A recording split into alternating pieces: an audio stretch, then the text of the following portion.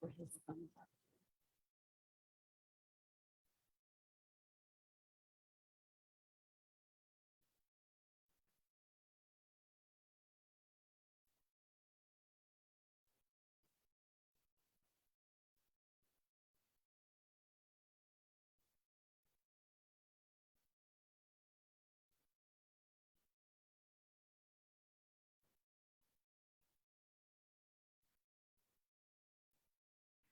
Good afternoon and welcome.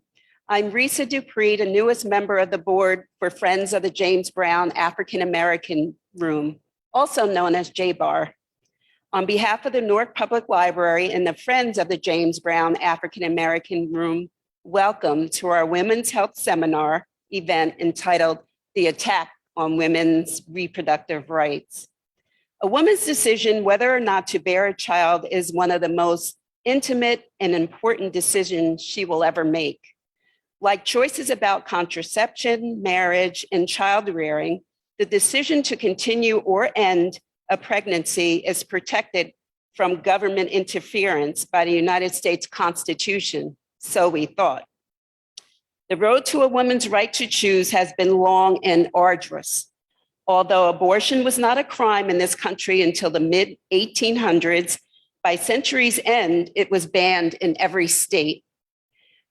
By 1930, an estimated 800,000 illegal abortions were taking place annually, resulting in between 8,000 and 17,000 women's deaths each year. Many other women experience serious complications as a result of illegal practices, including hemorrhaging, infection, and infertility loss. The terrible suffering of tens of thousands of women and their families from bots back alley abortions moved early reformers to call for legislation. A major breakthrough in reproductive rights occurred in 1965 when the United States Supreme Court struck down a Connecticut law that made it illegal even for married couples to obtain birth control devices. Imagine that. In Griswold versus Connecticut, the court ruled that the ban on contraception violated the constitutional right to marital privacy. Based on that decision, in 1972, the court extended the right to use contraceptives to all people, married or single. This case, among others, laid the foundation for a constitutional challenge to abortion bans. We are honored to have two very distinguished panelists today to help us navigate this highly sensitive, often complicated and conflict-ridden topic currently dominating the news cycle. We have today with us Sarah Best, who is the Deputy Director of Legislative and Political Affairs for Planned Parenthood of Northern, Central, and Southern New Jersey. As many of you know, Planned Parenthood is a trusted healthcare provider, an informed educator, a passionate advocate, and a global partner helping similar organizations around the world. Planned Parenthood delivers vital reproductive health care, sex education, and information to millions of people worldwide. To set the stage for today's discussion and prior to hearing our guest speakers, I would like to introduce Charlotte to come up and introduce the other guest speaker on our panel today.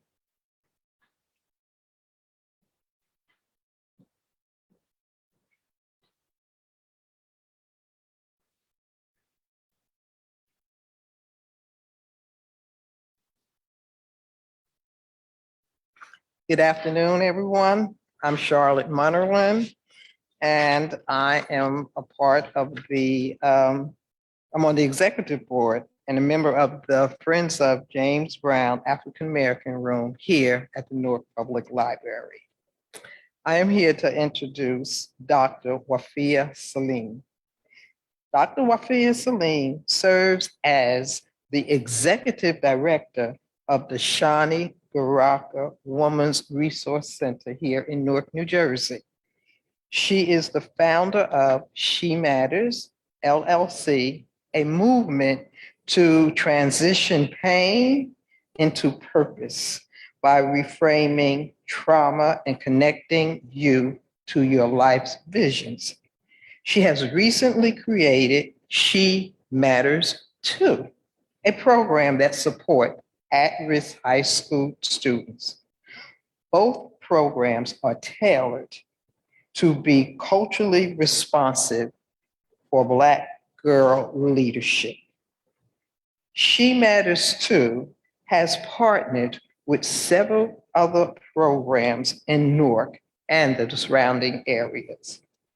Dr. Salim has had 20 years experience in child protective and higher education. Believe me, that is something to achieve here in New Jersey. Dr. Salim has traveled worldwide throughout the diaspora, Europe, and other places. She received her doctorate in social work at the University of Southern California, studying ending gender-based violence. I'm so happy to present to you Dr. Salim. Her presentation will be Healing After Sexual Assault. I do hope you enjoy the program. Thank you. So to set the stage for today's discussion and prior to hearing from our guest speakers, let us focus our attention on two short clips from October 2021. The first of which is courtesy of the CBS Sunday Morning program with Jane Pauley, which speaks to the recent Texas ban on abortions. And the second clip is from ABC World News anchor Lindsay Davis, who recently introduced Baby Roe to the world for the first time. So I just thought it would be interesting to throw that in. So without further ado.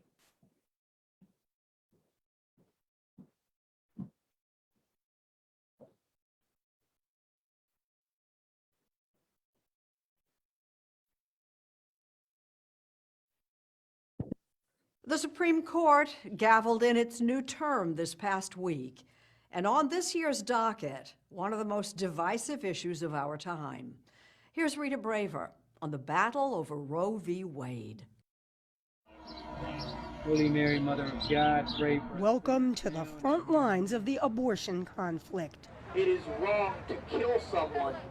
EMW Women's Surgical Center in Louisville is one of just 2 clinics in Kentucky that provides abortions. 3,000 women come here for those services each year, and every one of them must run a gauntlet of protesters. This is not health care. This is killing human beings. Dr. Ernest Marshall co-founded the clinic. This practice has been running since 1980, which is approximately 41 years.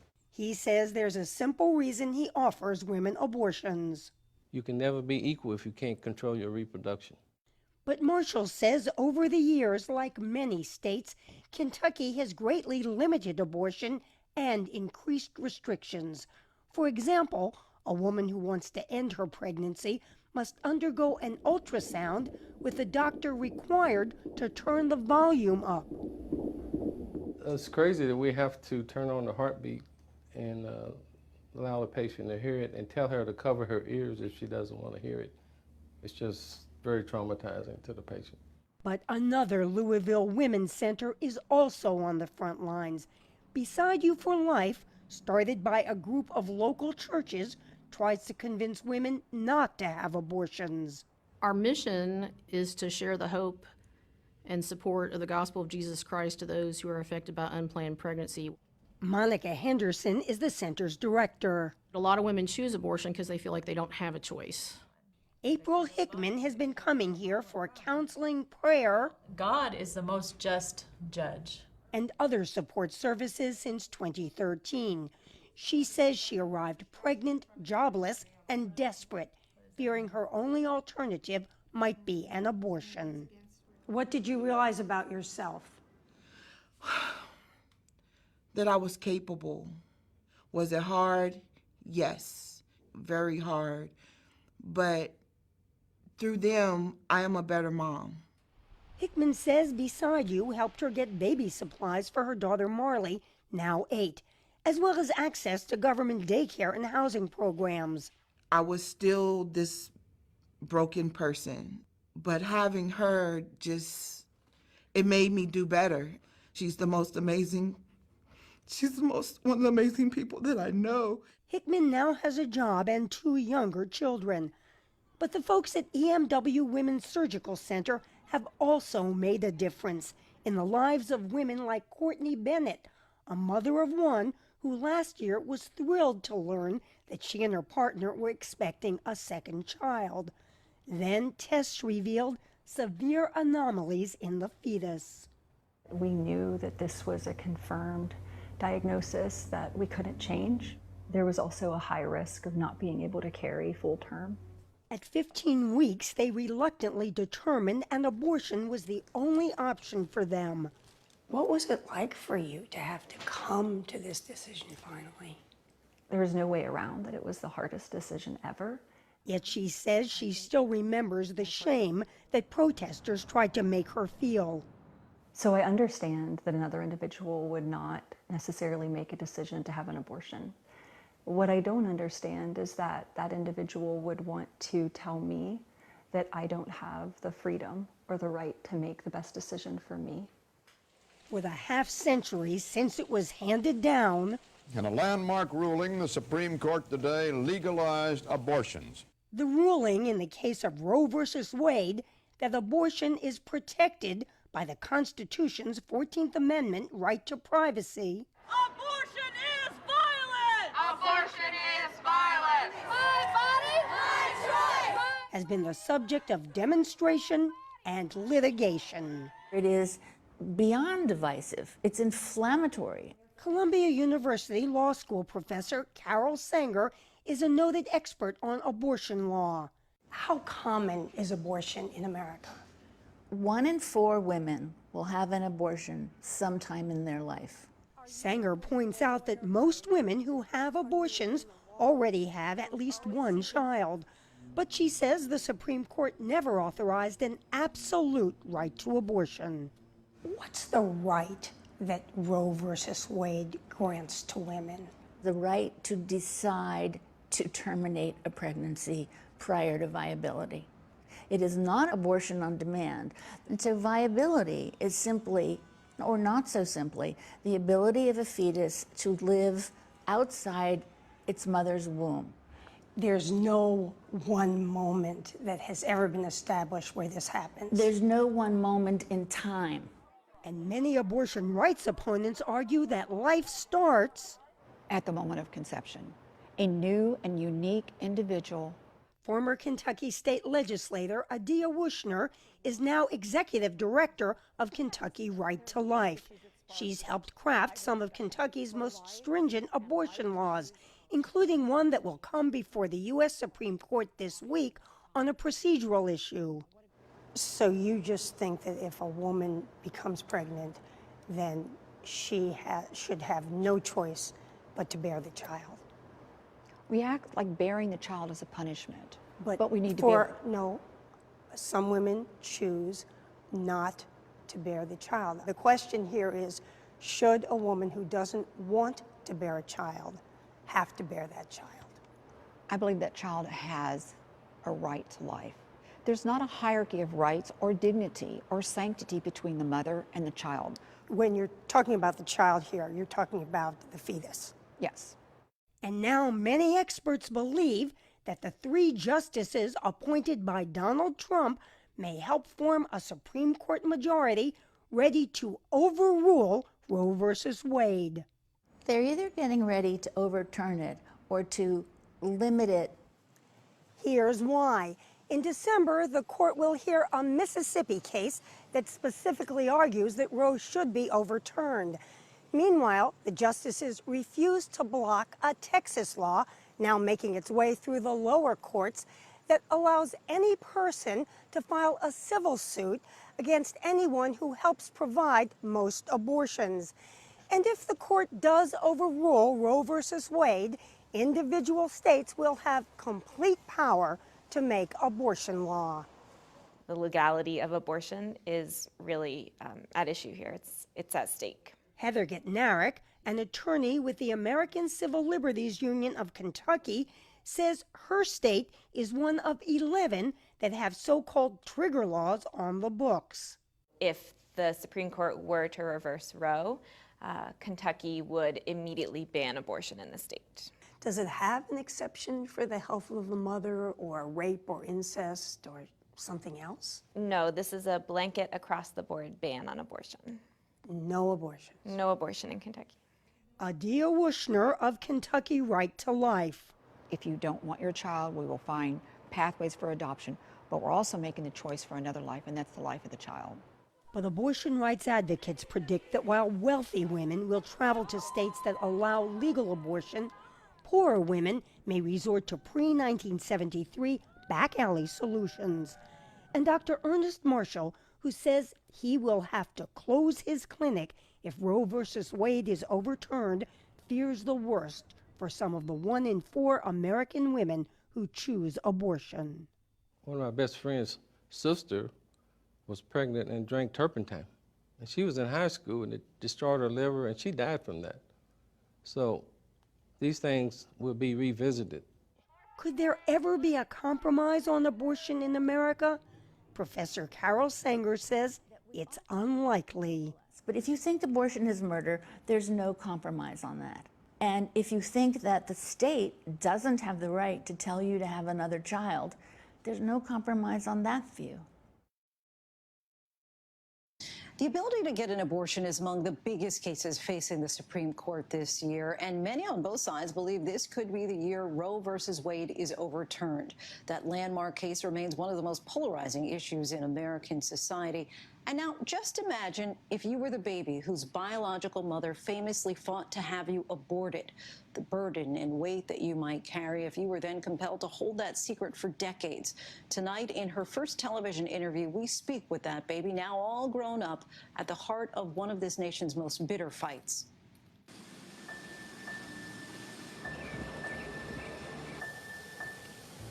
A lot of people didn't know that I existed, that she was able to have the abortion.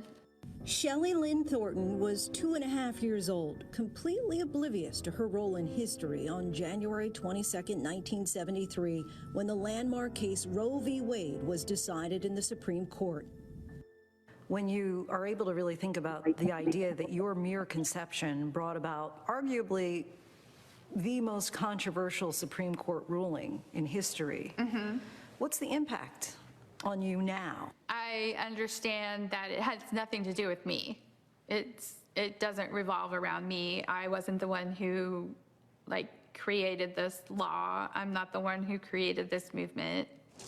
Her only involvement? She just happened to be at the center of an unwanted pregnancy her mother wanted to end. As much as this case was personal, seemingly pitting a mother against her unborn child, publicly it pitted Americans against each other. The country was deadlocked in a bitter moral battle over what constituted life. Is there any part of you that has ever given any thought to, boy, I'm kind of glad that law went into effect after I was born? I just don't think about it. To me, I want it to be a non-issue, so I ignore it, thinking that if I ignore it long enough and hard enough, it'll go away, but it never does. And so, at 51 years old, after decades shrouded in secrecy, the woman who was thought of only as the Roe baby is ready to tell her story. Now you're confronting it, really. I've ignored it for this many years and it hasn't gone away, and it just keeps getting bigger and bigger and bigger. And so it's like, now the only thing that I can do is just to meet it head on.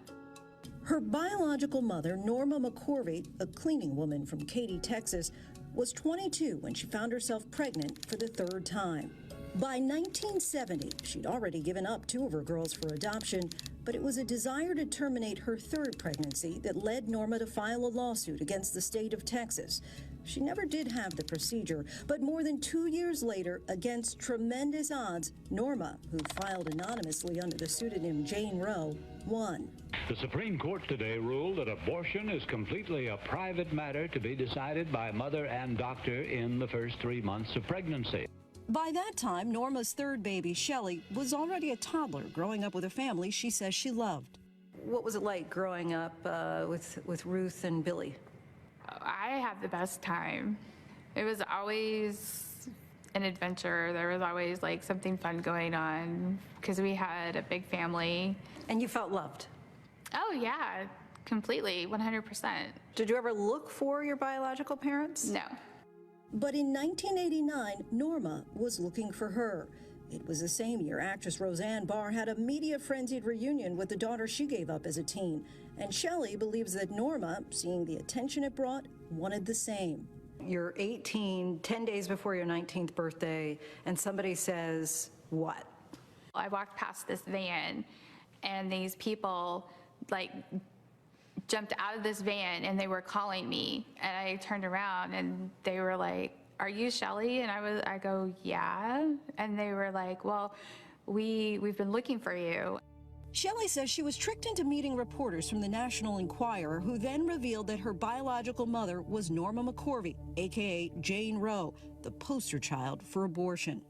My whole thinking is that, oh God, everybody's gonna hate me because everyone's gonna blame me for abortion being legal. I just completely broke down. For a long time, you kept it a secret. You didn't tell anybody who your biological mother was. What kind of weight was that and burden for you to carry that for so many years? It's a lot of weight. It's pretty big. I feel that it was always hard for me to form relationships with people because I felt like I was always holding something back. Like they never really got like 100% me. I still carry that. And I probably always will. The Supreme Court gavelled in its new term this past week. And on this year's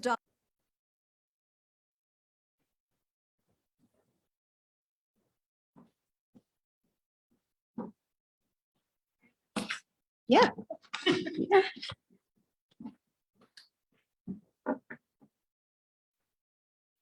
So can everyone hear me okay? Great. So thank you so much, everyone, and especially to the Newark Library today. Dr. Salim, it's really nice to be here with you as well.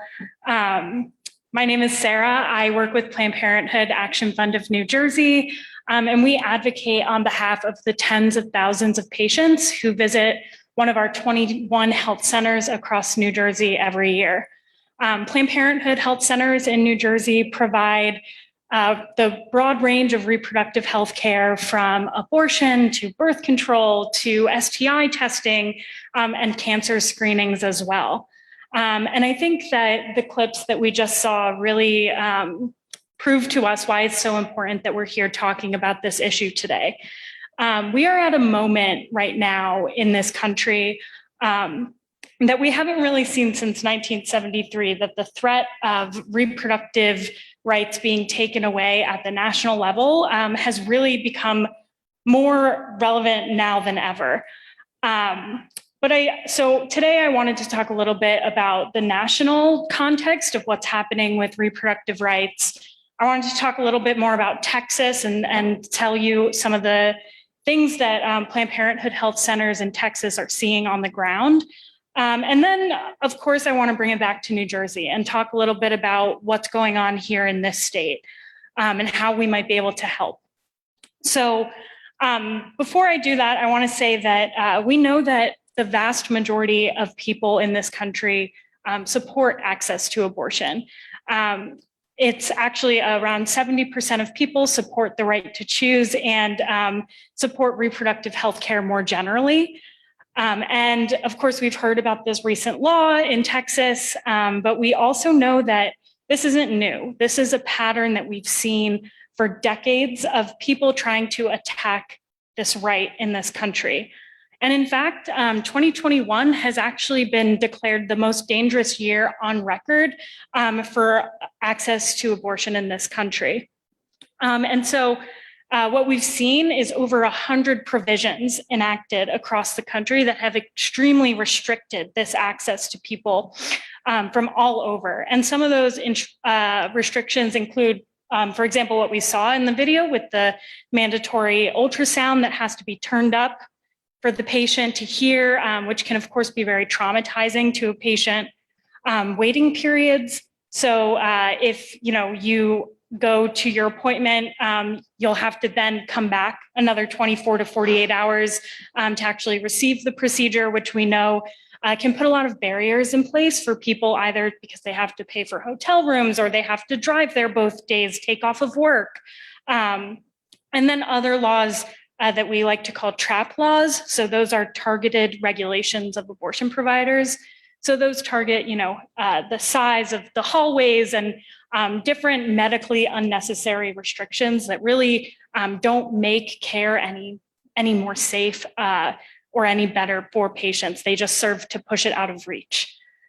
So really what's happening in Texas, I know we've probably all seen it on the news. I know I see it almost every day. Like it's just all over. It's all over social media. It's everywhere.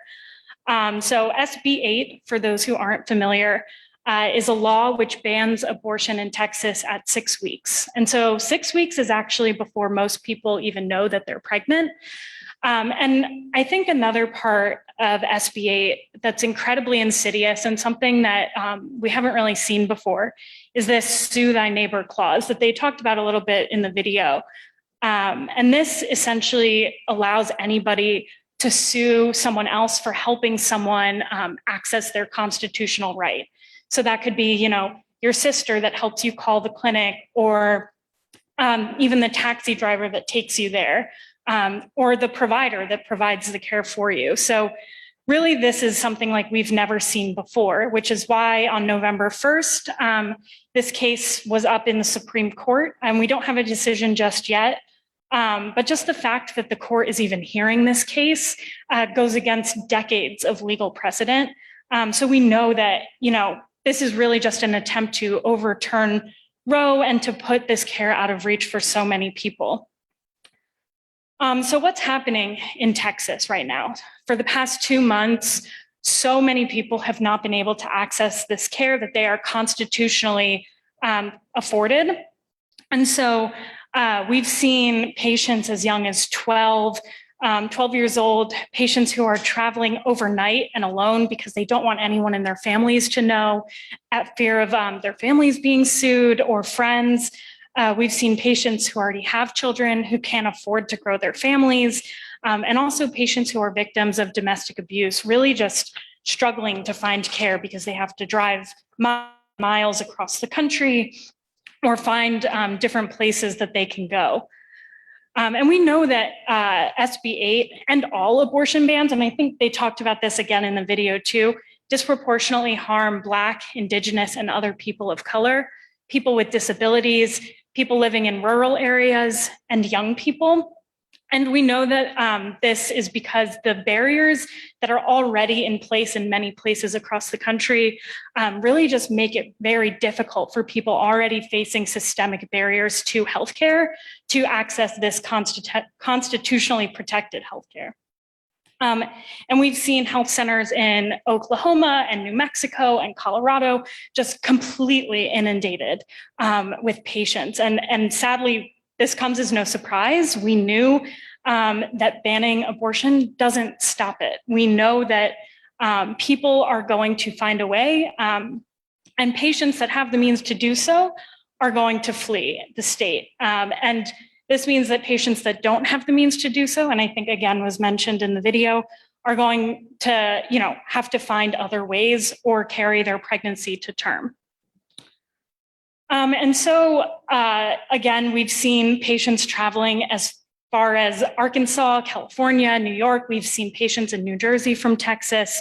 And so we know that this is, a dire situation.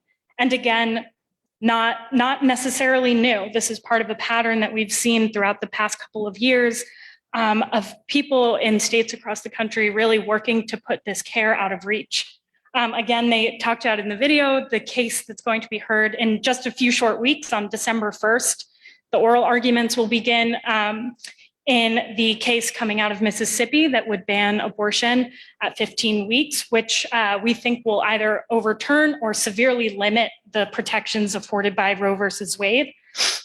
And we know that if the court does decide to overturn Roe, that'll put 26 states across the country with no access to abortion. So that's over half, and 36 million women of reproductive age would not have access in their own state.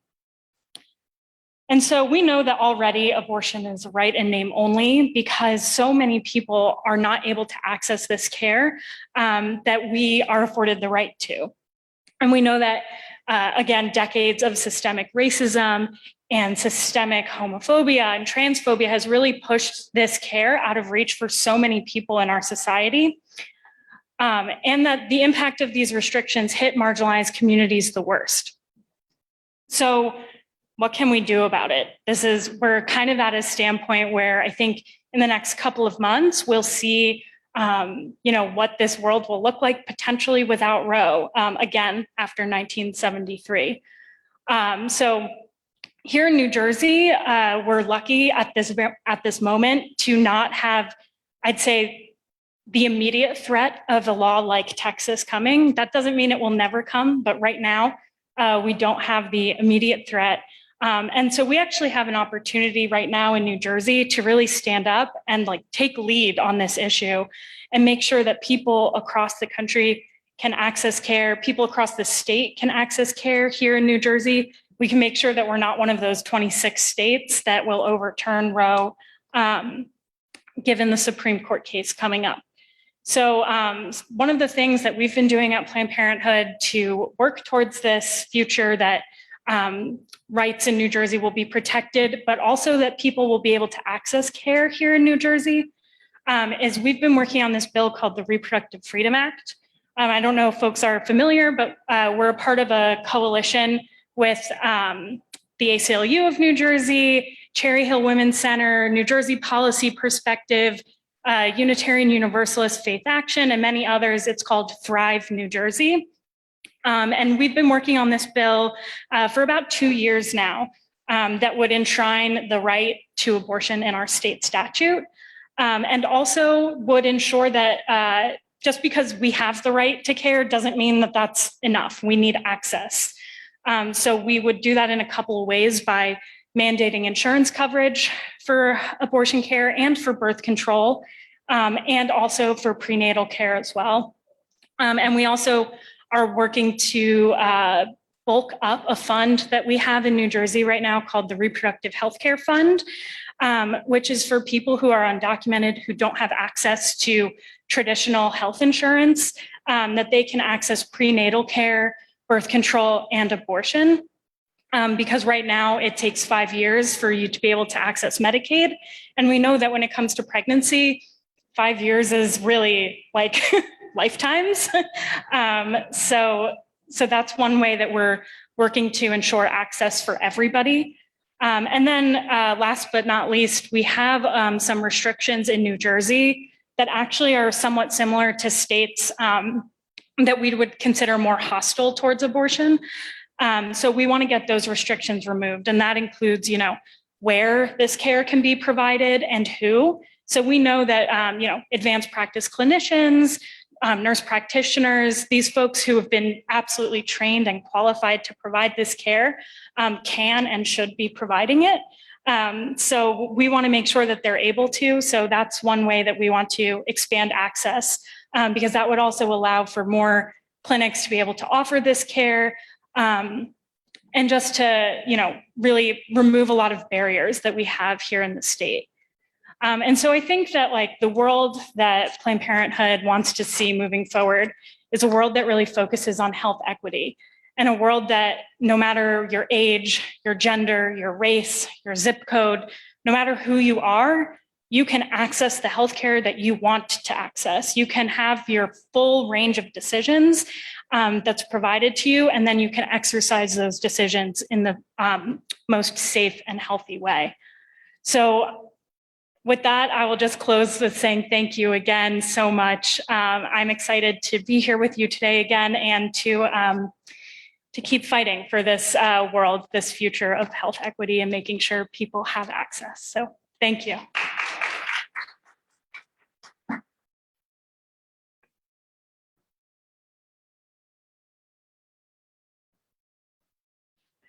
And now we will be hearing from our second panelist, Dr. Wafia Salim, Healing After Sexual Assault. And I hope that you enjoy this segment too, because the first was very informative and very interesting. And I'm quite sure this will be too. Thank you.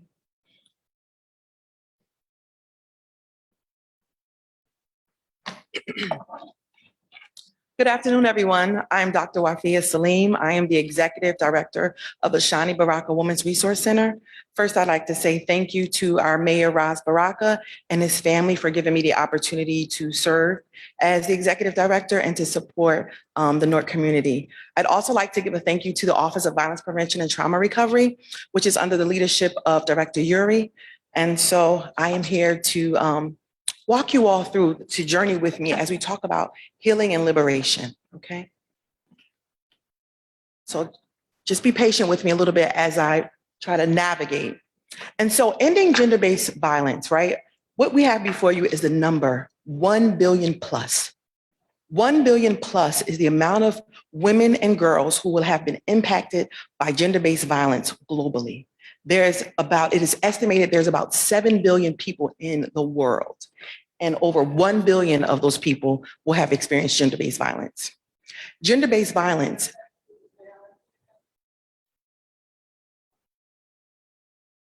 correct. However, this number is speaking specifically to women and girls, okay?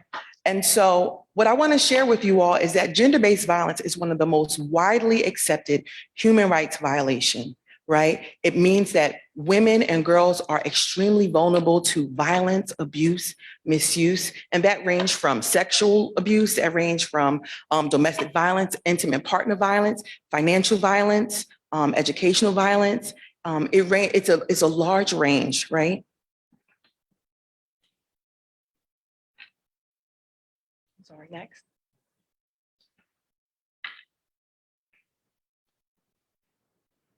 Next slide, next slide. And so what I have before you is just the statistics around the United States population, right? And so I want to walk you through, it hasn't been updated yet. I know we have a new census, but it's pretty much the same numbers, right? And so we see here, I have Black, the ethnicity Black being highlighted with 13.6% of Black people represent the population in the United States. And then when you think about, in terms of the violence, rape and intimate partner violence, you'll see that the number is 18.8%, right, of a 13.6% population. And then you'll notice when you look at intimate partner violence, it is 29.1%, right? And so when you compare them to the other ethnicities that are listed, you see that Black women and girls are in trouble. Next slide. In fact, Black women and girls are an at-risk population, which make up 13.6%, which is equivalent to about 42 million people in the United States of America. Next slide. Black women are in danger and endangered. And when I say endangered, I don't mean like another species where you receive federal government funds to support the endangered species. I'm saying that we're endangered. We are at risk for trauma, and we are dying at an astronomical rate regarding domestic violence and intimate partner violence. I'm going to share with you some more statistics. Why statistics are important? It's important because you get to see how grand this challenge is, right? What's more important that you get to connect it to the population, our community in which we are amongst and involved in. So the next statistic is, 60% of Black girls will experience sexual abuse by the age of 18. 60%. Next slide. 40% of confirmed sex traffic survivors are African American. When you think about the media, you hardly ever see images of Black women and girls when they're speaking about traffic survivors, human traffic survivors, right? But the statistics shows that 40% are African American. Next slide, please. I'm sorry. 1 out of 3 Black women are victims of intimate partner violence. 1 out of 5 Black women are victims of rape. And for every Black woman that reports her rape, 15 Black women do not. And so what we also have is an issue around reporting. And we know that the African-American Black community has a contentious relationship typically with law enforcement, which becomes a barrier for reporting for Black women and girls. If you are silent about your pain, they'll kill you and say you enjoyed it. Zora Neale Hurston. Black women and girls experience violence at a disproportionate rate while facing unique, persistent cultural barriers preventing healing. And so I know this is a lot of information. However, I know we get to engage it, so it gives us an opportunity to shift our culture, right? And so I want to provide some historical context so you can kind of get an idea of where the core of this issue is. And let's begin with slavery. Some rape laws were rape specific. So there was a time in our society where we didn't even recognize Black women and girls as being, they couldn't even be raped, considered raped, okay? At least 58% of enslaved women between the ages of 15 to 30 had been sexually assaulted by white men. Then do you all recall the Sojourner Truth speech? Ain't I a woman? And so Black women and girls were not afforded the same laws and protection as white women. And then we move into Jim Crow. KKK and other white vigilante groups whipped African Americans and destroyed their property and gang raped Black women as a result for punishment. There were no legal sanctions for white men who raped Black women. And the legal system did not punish intraracial rape, right? And let's move to civil rights.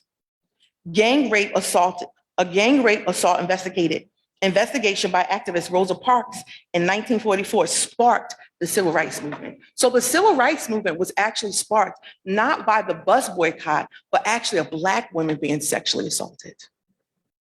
And Rosa Parks was one of the leading activists in that movement. I'm going to lead us to the Malcolm X speech in 1962, where he stated the most disrespected, unprotected, and neglected person in America was a Black woman. That was in 1962, and here we are. And so let's kind of engage this information, right? And so then we begin to talk about cultural implications.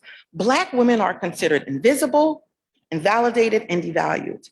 And it comes from this hypersexual depiction of women of color, particularly Black women, since the 1400s, that manifested in political and the cultural landscape for centuries, right? The myth that Black women are vessels for sexual desire were used to justify enslavement, rape, forced reproduction, and other forms of sexual coercion in the early onset of Western colonization.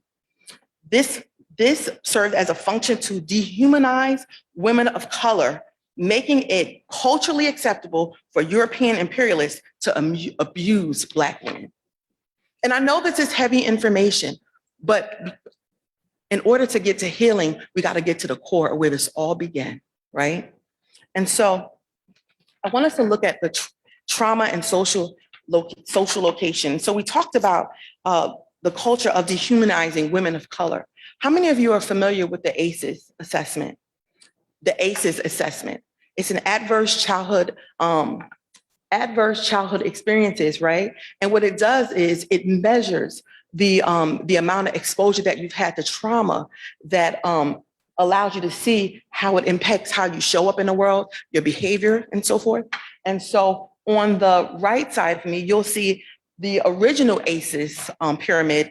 At the top, it says early death, then it drops down into disease, adoption, social, and then it says adverse childhood experience. But what we don't talk about, which is underneath that, is race, social, and conditional local context, generational embodiment of trauma, historical trauma. All of those things impact childhood trauma, impacts how we engage the world behaviorally. And so research shows that the evidence-based approaches that really supports us in ending gender-based violence along is including men and the prevention part is including men and women, right? Which speaks to what you introduced earlier, engaging the entire community, combining multiple approaches, making sure that whatever approach you use, that there's some longevity to it to actually measure what you're doing and address social norms, right? And the response is target survivors rather than perpetuators, right? Encourage women's autonomy and empowerment, right? Include psychosocial elements, counseling, and victim advocacy. These are the things that is working to end gender-based violence, right? This is what the research shows. Next slide. The research also shows that there's limitations, right, in ending gender-based violence. And we know funding is never enough. It's never enough funding to support programs or agencies when it comes to supporting women that have experienced sexual violence, right? And so I gave you the number, I gave you the breakdown, I gave you a picture of the amount of women that are being impacted by violence. And so we know that we really need to really push the agenda regarding funding to support women. Competition with clinical practice funding, non-clinical practice, service not being billable by insurance. So we know that healing, there is a spectrum that we get to support. Healing is just not clinical, right? Healing also consists of music. It consists of movement. It consists of socializing, talking, and pulling from other people. And so we have to consider that when we're talking about healing, and not just from a clinical perspective, right?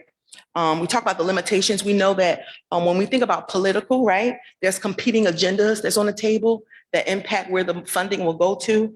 We're also dealing with a global pandemic that has escalated domestic violence, intimate partner violence, sexual violence, and so forth, right? And competing trauma, right? Sexual violence isn't the only trauma that people are dealing with, right? We know that there's an intersectionality that happens. There's the economics that's happening, there's education, there is sexual orientation. There are many things that people are dealing with intersectionally that impacts the trauma that they're experiencing, right? And then we get to decide which one is a priority, right?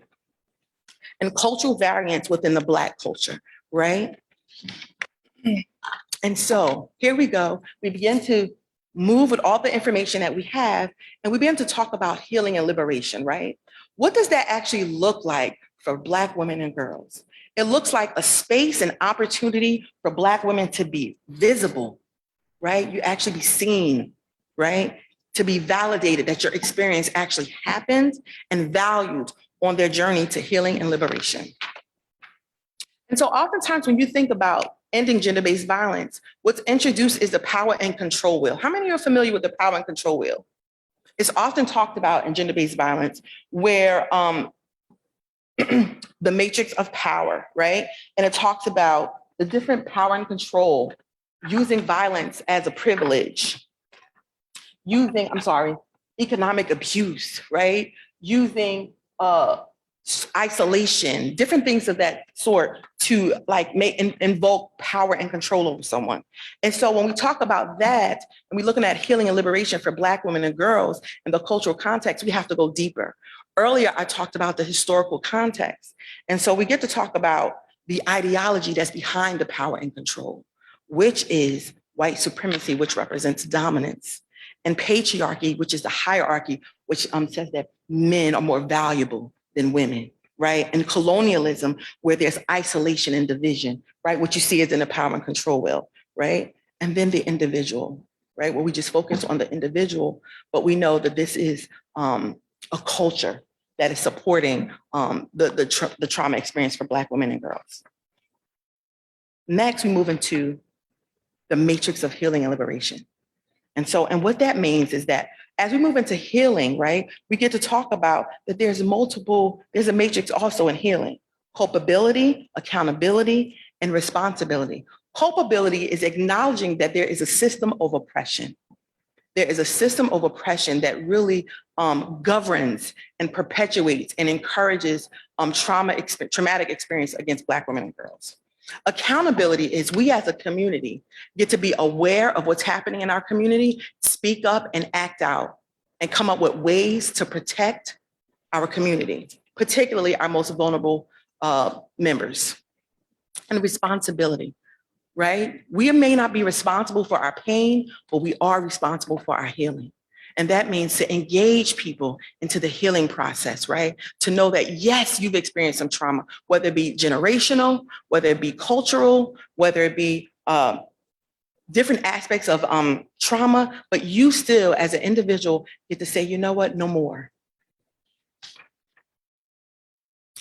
And so I'm going to talk a little bit about myself in terms of when I was introduced and it was shared that I'm the founder of She Matters. She Matters is one of the innovative approaches that I came up with, which is a culturally responsive program, curriculum training specifically for Black women and girls to support them through the healing process.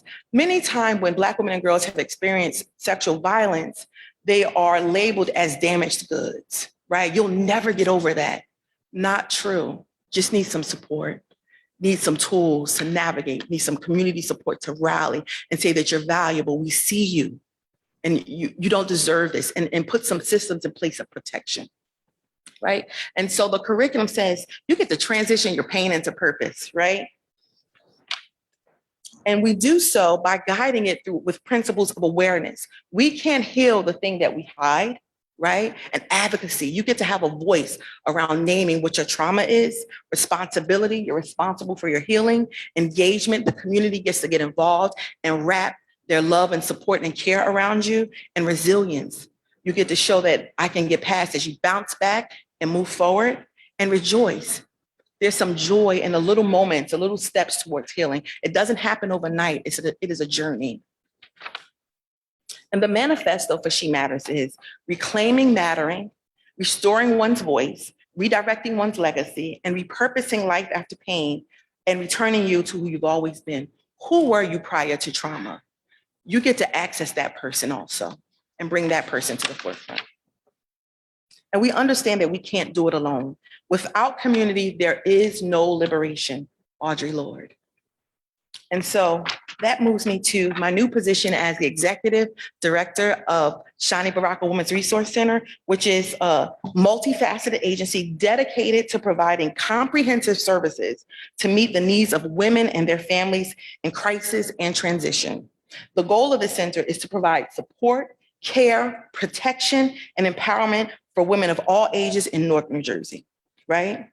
And so I want to make a distinction. So when we're talking about She Matters is a curriculum, a business that I started that is cultural specific to Black women and girls. However, the Shani Center is open to all women in North New Jersey. All women in North New Jersey are welcome to access the services and the programs in North New Jersey. It's important to know that distinction, okay? And the vision is to be a progressive center, right? When we talk about being progressive, having culturally responsive services, we acknowledge that half of the population in Newark is Black, identifies as Black, and half of that population are Black women.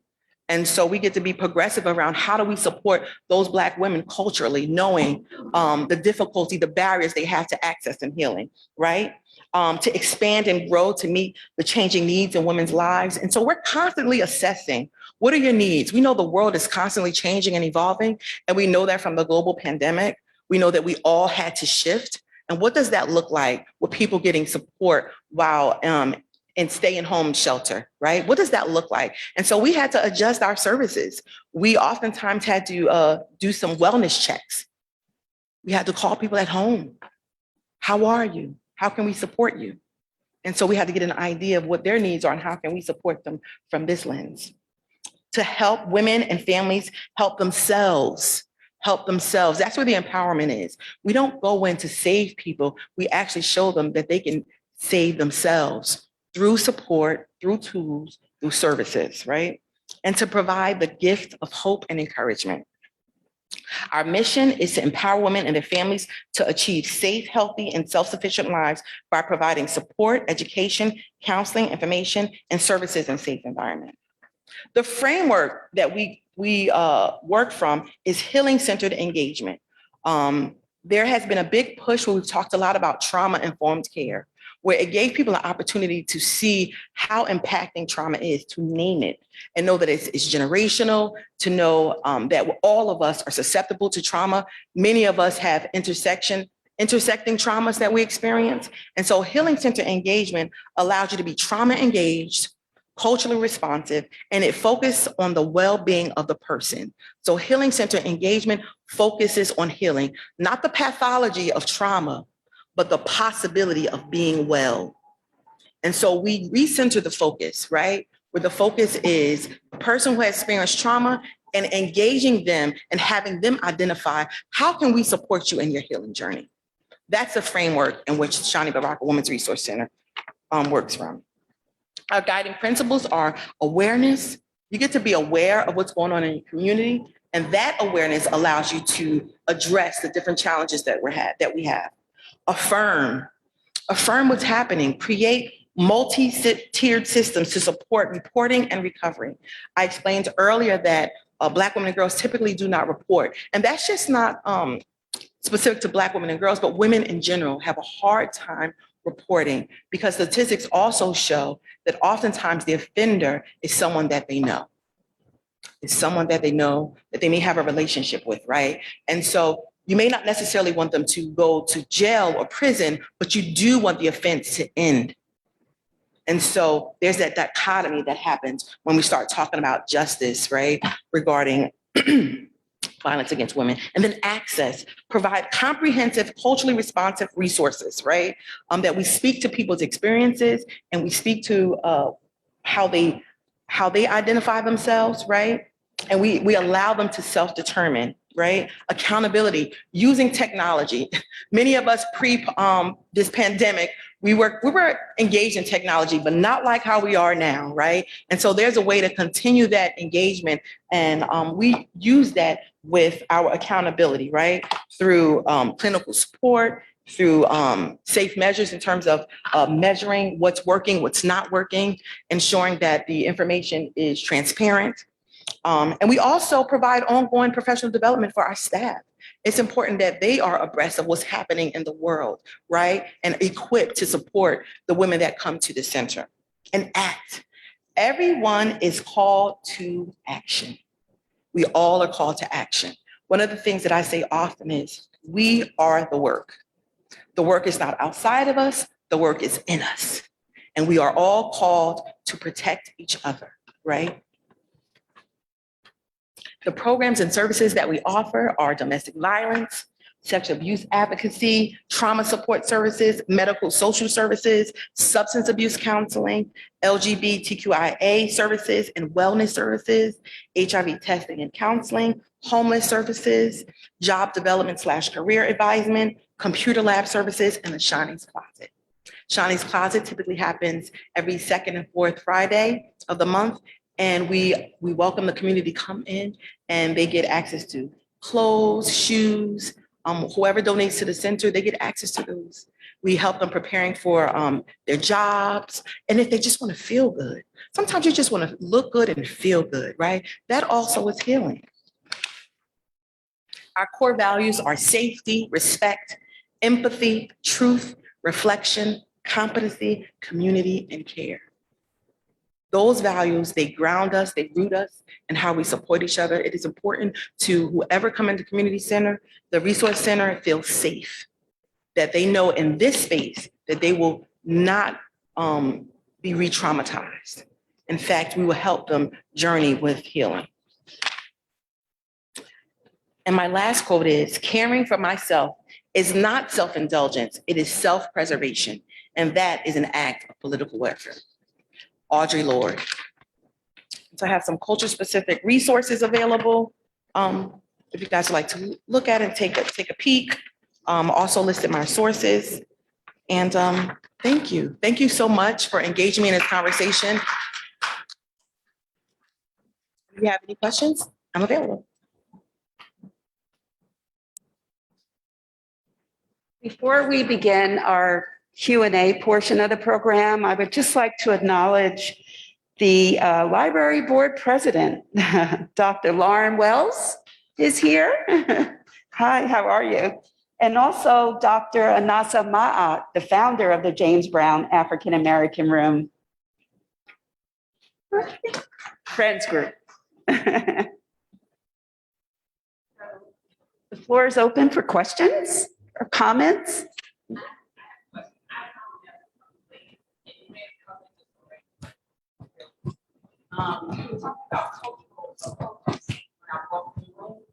So speak a little bit about that. The reason why I say that is because Most people don't know that until European conquest, there really wasn't anything in a lot of cultures called rape in the first place.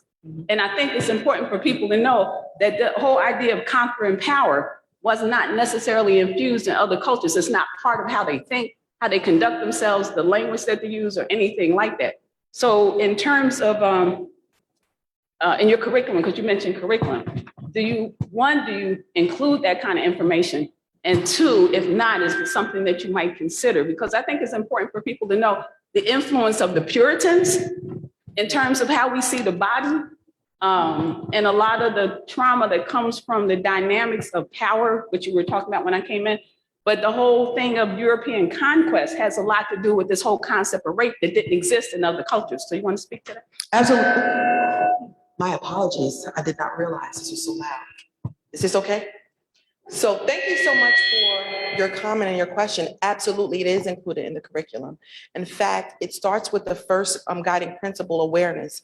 And we talk about, I introduced the matrix of power and control. And then I break down the matrix of healing and liberation and connect it to the trauma that they've experienced. Because oftentimes, not oftentimes, let me retract that. As a woman of color, as a Black woman, my healing is connected to liberation. It is not, you can't just go to counseling and therapy and just talk about the actual incident that you experienced, but we get to talk about the history of that, right? Because as I explained in earlier, is that there's some intersectionality that's happening. So oftentimes people may be experiencing racial trauma, sexual trauma. And so those are things that we have to talk about if we want to get to healing and liberation. They're not separate and apart. They're not separate and apart.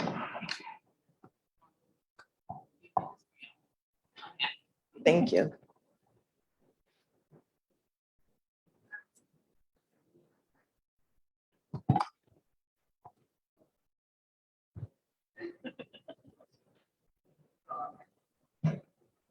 I did have a question. I'm always interested in follow-up studies and see, what's happened since we started this. I know the JBAAR Center must be about 10 years old now. Actually younger. Younger than 10. Okay. I believe it opened up in between 2016, 2017. Okay. So we're still very young.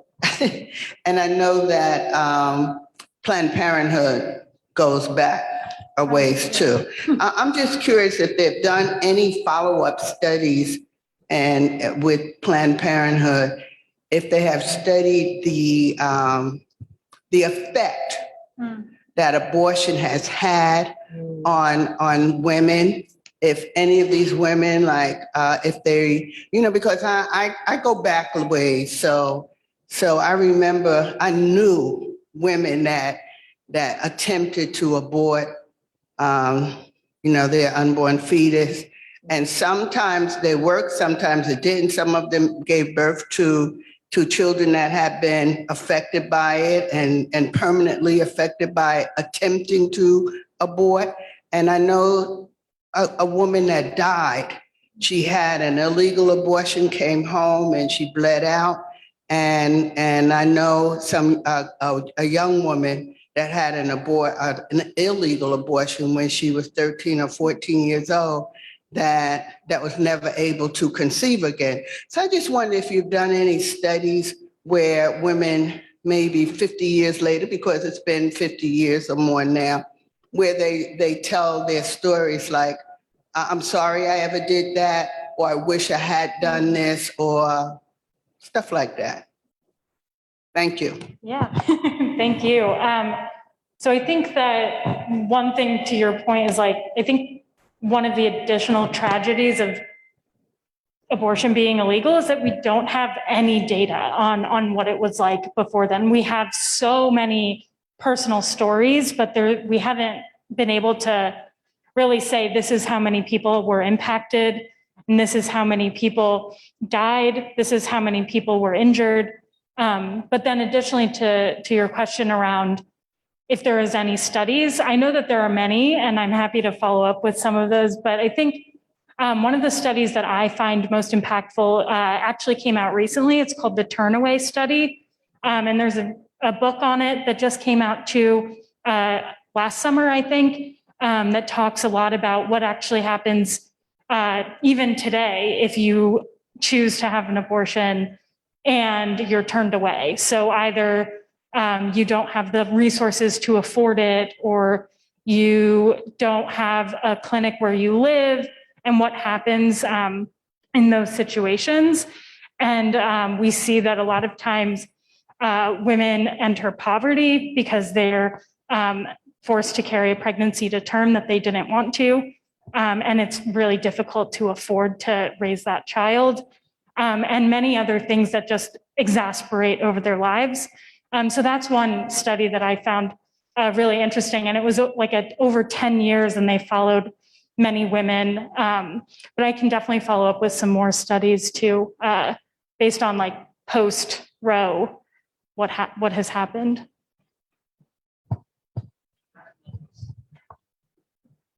Sorry, I love asking questions. Goes to Planned Parenthood in particular. And I guess this is what it is.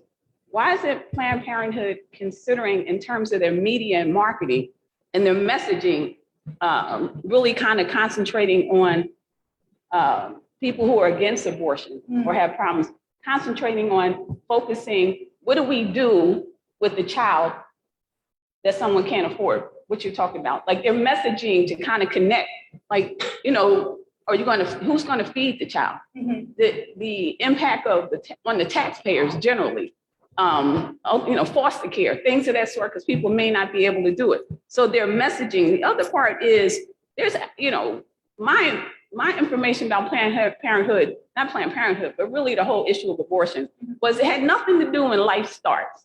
It only had to do with the fact that wealthy women had access and poor women didn't. But that's not the messaging coming out. As a matter of fact, I just left a conversation with somebody who said that the major funding for Planned Parenthood is coming from abortion. I never heard that. So can you speak to where most of your funding comes from? Because I got to go back to this conversation and I want to have the facts. Yeah.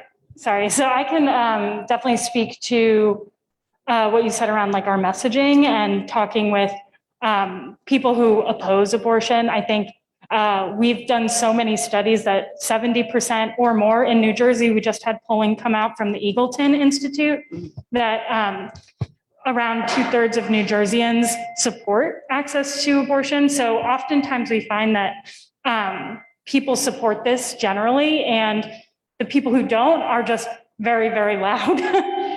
So we definitely have a lot of folks on our side that are supportive. And then your question about funding is, I can get back to you on that. Yeah, that's fine. I think you would. Yeah, because I know that, you know, Planned Parenthood in New Jersey, we're a state affiliate, and then we have our national office as well. So it's a large network of like donations and also from insurance as well. But remind me of there was a question in between around, how like people who give birth, and then like how society has to pick up the cost. And not that abortions are a form of birth control. That's another message that people have out there. A lot of times coming from certain aspects of the religious communities in particular. But in light of that, I just thought this is just information in case people don't know. But if you want to hear the actual if you want to hear the hearing before the Supreme Court, you can go to C-SPAN and hear it. As a matter of fact, the woman who litigated it had an abortion. And if she did, she would have never finished the Ivy League school that she went to. But for that, she would have been kicked out of the house and blah, blah, blah.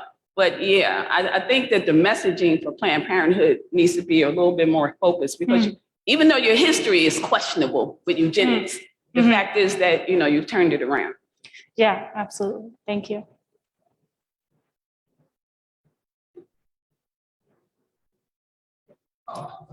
No, that's why I was saying. Dr. Salim, can you speak on the after behaviors of women and young girls after being sexually assaulted, raped, incest, in reference to their behavior, like being promiscuous or drinking and drugs, and how this affects them? Thank you. Absolutely. Thank you for that. So it is true, and particularly in young women, young adults, that they show up, that the trauma shows up behaviorally. It shows up in substance abuse. It can show up in promiscuity. It also can show up in low self-esteem. It can show up behaviorally in school in terms of acting out, violence in school.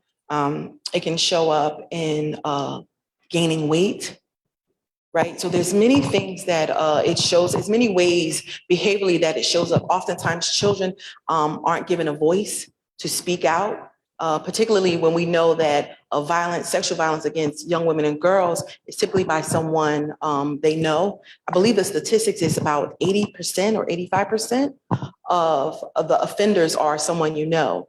And so when we put that into perspective, it's difficult to actually give voice to the actual trauma. And so it shows up behaviorally, like I said, in substance abuse, weight gain, behavioral issues in school, peer pressure, truancy. And so it's just a myriad of issues that shows up for the young ladies. A quick question, I guess, pretty much tying the two of you in. You speak about, sexual assault is usually someone you know, whether it's rape or incest. The Texas ban is banning all abortions across the board, even if it is incest or rape, or as you just heard, a diagnosis of a fetus with severe birth defects. So can you just speak to that? Do you see a lot of women coming to your center as a result of rape and incest, and they're pregnant, and what do they do? Do you offer counseling or services to them, such as Planned Parenthood? Okay, so yes, there is definitely, we call it a cross occurrence that happens when young ladies may come to the center and they may identify one need, and from engagement and from talking with them, we recognize that there's multiple issues at hand. And so yes, what you've listed are some of the things that come up for them, and we do our best. We have multiple services, mental health services, mental health providers. We have LCSWs there that can provide clinical support. So we have a victim advocate. We have a domestic violence team that really breaks down and really engages the community member that comes in and see what's actually happening and how we can support them best. I'm so excited to meet Sarah. I spoke with her briefly. I just leaned in a little bit and said, listen, we need to talk after. So she and I will talk. A big part of working at the Shining Center includes partnerships, partnering with the community, collaborating our efforts, our approaches, our work, our resources. And so we will definitely do that after this event.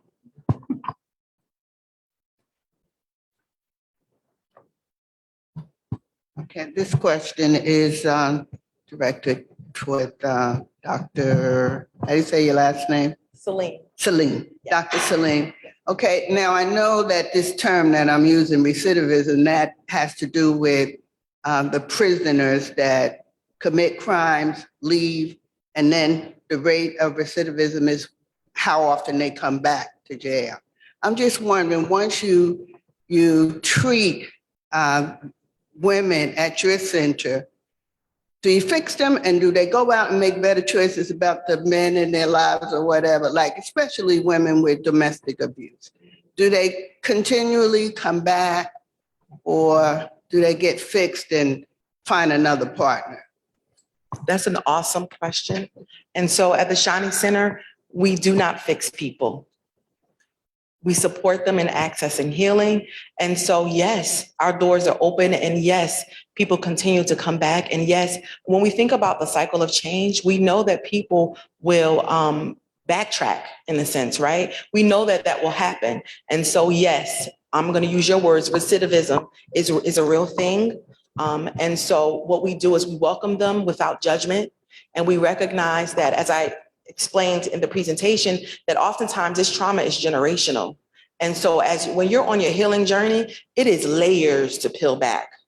It is layers to peel back. And so that doesn't happen overnight. It's a process, it's a journey. And so sometimes in that journey, you may have some hiccups and you may go back. It is for us to support them in safety planning. It's for us to connect them with support and to build them up, and to let them know that they don't deserve the treatment, the trauma, and that they get to be protected and loved and cared for, and that we welcome them in open arms, with open arms.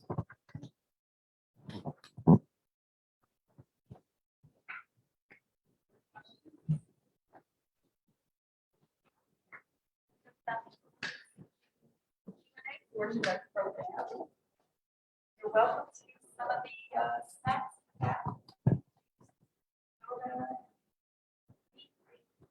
Thank you very much, Councilors, for everything. Thank you. I want to say thank you so much to Miss Charlotte for inviting me to join you all today, and to meet Sarah and the other community members and founder and the invitees that are here today. And so I'm excited to mix and mingle and collaborate and network and see how we can collaborate in the future. Everybody.